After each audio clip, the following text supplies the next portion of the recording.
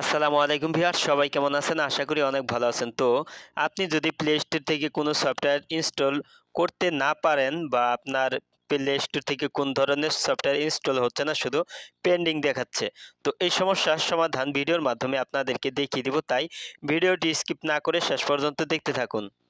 আর আপনি আমার এই চ্যানেলে নতুন ভিজিট করে থাকলে নিচে লাল সাবস্ক্রাইব বাটনে প্রেস করে চ্যানেলটি সাবস্ক্রাইব করুন, আর পাশে বেল আইকনটি অ্যাক্টিভ রাখুন সবার আগে নতুন ভিডিওর নোটিফিকেশন পাওয়ার জন্য। তো আমরা অনেকেই আছি কিন্তু প্লে স্টোর থেকে সফটওয়্যার ইনস্টল করতে পারি না। তো আপনার যদি এই সমস্যাটা থাকে তাহলে আপনার এই সমস্যার সমাধান করার জন্য আপনার ফোনে থাকা প্লে স্টোর সফটওয়্যারটি ওপেন করে নেবেন।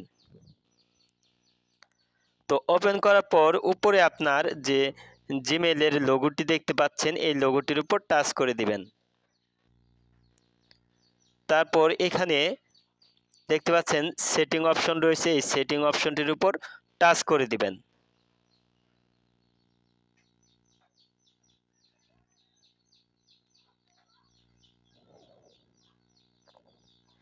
তারপর এখানে দেখতে পাচ্ছেন নেটওয়ার্ক পারফরমেন্স, তো এই অপশনটির উপর টাচ করে দিবেন। এটি কিন্তু 2 নাম্বার সেটিং, এটার উপর অবশ্যই টাচ করে দিবেন। তো এটা আমি মার্ক করে আপনাদেরকে দেখিয়ে দিচ্ছি। তো এটার উপর টাচ করে দিবেন।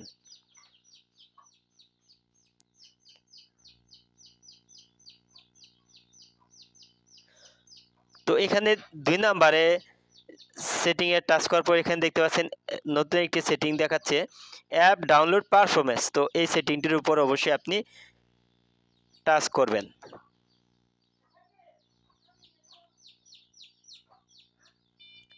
তো এখানে আপনি যদি দেখেন ওভার ওয়াইফাই অনলি, তো এই সেটিংটি যদি অন থাকে তাহলে আপনি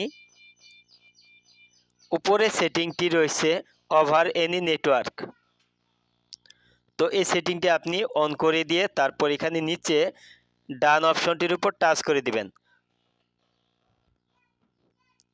তো এখন আপনি নতুন কোনো সফটওয়্যার ইনস্টল করুন, অবশ্যই আপনার ফোনে সফটওয়্যারটি ইনস্টল হবে, আর কোনো সমস্যা থাকবে না।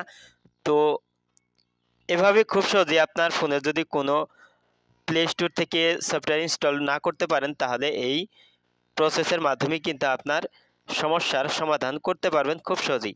ভিডিওটি এই ছিল, ভিডিওটি শেষ পর্যন্ত দেখার জন্য আপনাকে অসংখ্য ধন্যবাদ। ভিডিওটি ভালো লাগলে অবশ্যই লাইক কমেন্ট করবেন। নেক্সট ভিডিওতে আবার আপনাদের সাথে দেখা হবে, ততক্ষণ পর্যন্ত সবাই ভালো থাকুন, সুস্থ থাকুন, আল্লাহ হাফেজ।